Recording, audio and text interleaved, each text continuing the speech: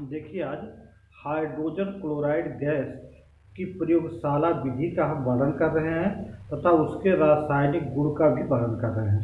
तो इसमें क्या किया जाता है, देखिए ये आपका उपकरण होता है। इसमें गोल पेदी का एक फ्लास्क होता है और इसमें ठोस अवस्था में सोडियम क्लोराइड या नमक या साल्ट कहा जाता है और इस फिसल फलन के सहारे से हम शांत सल्फ्यूरिक अम्ल डालते हैं और इतना शांत सल्फ्यूरिक अम्ल डालेंगे कि सोडियम क्लोराइड और इस फिसल फलन की यह नली जो है शांत सल्फ्यूरिक अम्ल में डूब जाती है।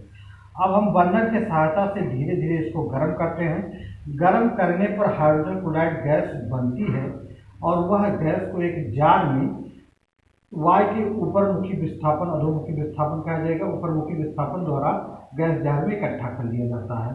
अब देखिए इसके लिए रिएक्शन क्या है।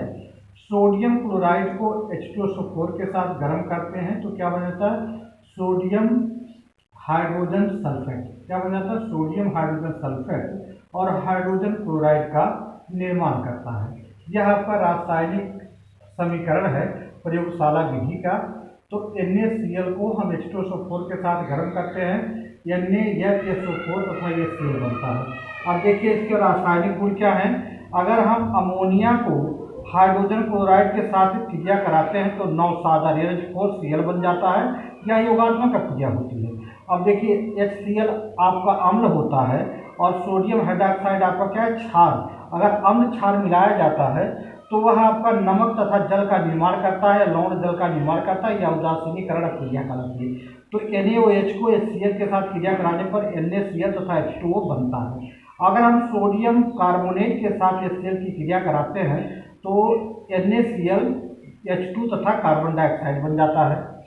अब देखिए इसके यह Cl बनाने में सावधानी क्या करनी है कि उपकरण जो होना चाहिए वायु अवरुद्ध होना चाहिए, मतलब बाहर की वायु अंदर प्रवेश नहीं करनी चाहिए। दूसरा पॉइंट है कि इसमें जल की अशुद्धि होती है या जलवाष्प होती है, तो इसको शुष्क करने के लिए हम H2SO4 में इसको प्रवाहित कर देते हैं, वहाँ नमी दूर हो जाती है, शुष्क अवस्था में हाइड्रोजन क्लोराइड प्राप्त हो जाता है। अगर हम इसको शुष्क करने के लिए फास्फोरस पेंटाऑक्साइड या बिन बुझा हुआ चूने में प्रवाहित करेंगे तो उसे क्रिया कर जाता है। तो यह सावधानी बरती जाती है कि इसे शांत सल्फ्यूरिक अम्ल में ही शुष्क करने के लिए प्रवाहित किया जाए। दूसरा क्या होता है, देखिए पहला हमने बताया उपकरण वायुरुद्ध होना चाहिए, शुष्क करने के लिए शांत सल्फ्यूरिक अम्ल प्रवाहित करना चाहिए, न कि कैल्शियम ऑक्साइड या फास्फोरस पेंटाऑक्साइड में इसको शुष्क करने के लिए प्रवाहित नहीं किया जाता है। या जल में बहुत अधिक विलय होती है, तो जल में विलय होने के कारण ये जो निकास नली यहाँ लगाई जाती है, यहाँ जल की मात्रा नहीं होनी चाहिए, नहीं तो जल में यह क्या हो जाती है, घुल जाती है। अब यह आपका हाइड्रोजन क्लोराइड गैस बनाने की प्रयोगशाला विधि हमने वर्णन कराया और हमने 3 रासायनिक समीकरण दिए।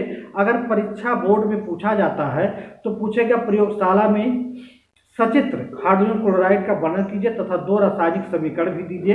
तो आप रासायनिक समीकरण देखिए हमने नीचे ही दिया है कि अमोनिया को हाइड्रोजन क्लोराइड के साथ क्रिया कराएंगे तो NH4Cl बन जाएगा। देखिए NH3 अमोनिया होता है, एक हाइड्रोजन मिलकर NH4 हो जाएगा, NH4Cl बन जाएगा। और उदासीनीकरण क्रिया NaOH को HCl के साथ कराने पर NaCl तथा जल बनता है। अगर सोडियम कार्बोनेट के साथ HCl को कराएंगे तो NaCl जल तथा कार्बन डाइऑक्साइड बन जाएगा। हमने रासायनिक जो समीकरण लिए हैं बहुत आसान समीकरण लिए हैं जो आपकी आसानी से आपको याद हो जाए।